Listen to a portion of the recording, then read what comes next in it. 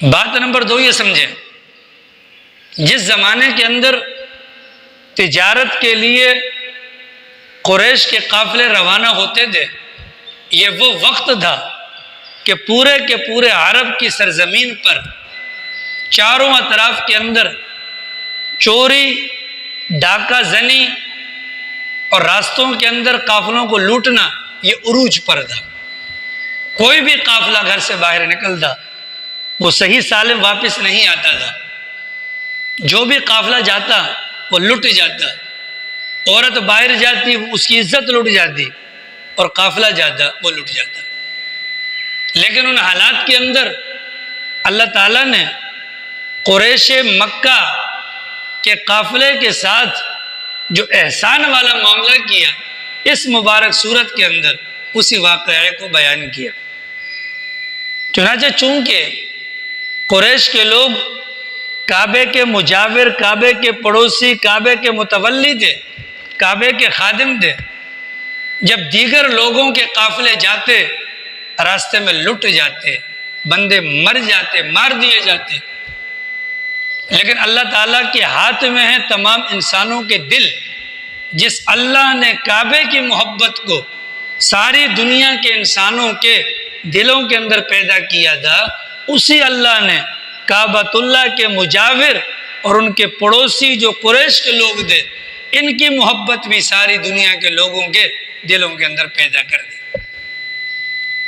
اس کا نتیجہ کیا ہوا کہ جب قریش کا کوئی تجارتی قافلہ باہر جاتا، ڈاکو راستے میں ان کو لوٹتے نہیں تھے، ان کا راستہ نہیں روکتے تھے، ان کو پریشان نہیں کرتے تھے، امن کے ساتھ، چین کے ساتھ یہاں سے نکل کر یمن، یمن سے نکل کر مکہ، یہاں سے نکل کر شام اور شام سے نکل کر مکہ، بخیر و عافیت کے ساتھ، جان، مال، عزت، آبرو، ہر قسم کے تحفظ کے ساتھ ان کا آنا جانا ہوتا تھا۔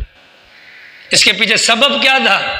جس اللہ نے کعبے کی محبت کو لوگوں کے دلوں میں ڈالا تھا، اسی اللہ نے ان کی محبت کو بھی لوگوں کے دلوں میں ڈال دیا، لہذا ان سے تعرض نہیں کیا جاتا تھا، روک ٹوک کوئی نہیں ہوتی تھی، نمبر 1۔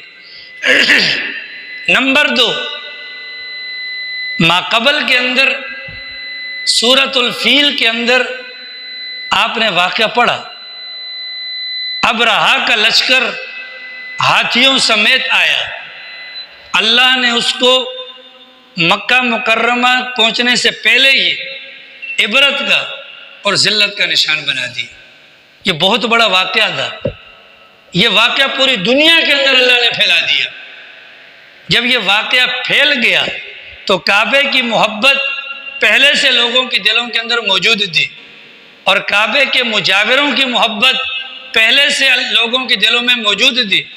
اوپر سے جب یہ واقعہ فیل ہو گیا تو واقعہ فیل کے ہو جانے کے بعد اب ساری دنیا کے لوگوں کے کان کھڑے ہو گئے کہ یہ تو کوئی بہت ہی مبارک لوگ ہیں یار، ان پر کوئی حملہ آور ہونے آئے یا ان کے ساتھ کوئی برا چاہنے کے لیے آگے کو بڑھے، اللہ تعالیٰ اس کے ساتھ اس قسم کا معاملہ کرتے ہیں تو ساری دنیا کے لوگوں کے دلوں میں قریش کی عظمت جو پہلے سے تھی وہ مزید بڑھ گئی۔